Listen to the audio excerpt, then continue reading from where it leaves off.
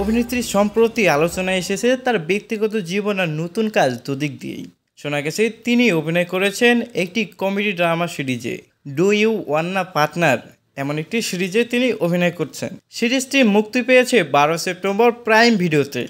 সিরিজের গল্পে মূলত হাস্যকর আর আবেগপ্রবণ মিশ্রণে দেখানো হবে আধুনিক সম্পর্ক, বন্ধুত্ব আর জীবনের নানা টানাপেরোনা।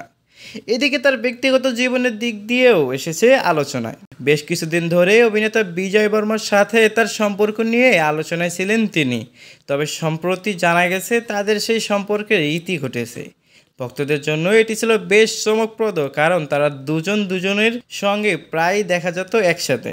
মানে একদিকে যেখানে তার কেরিয়ার আসছে নতুন প্রজেক্ট আর উচ্ছ্বাস নিয়ে, অন্যদিকে ব্যক্তিগত জীবনে ঘটেছে বড় পরিবর্তন।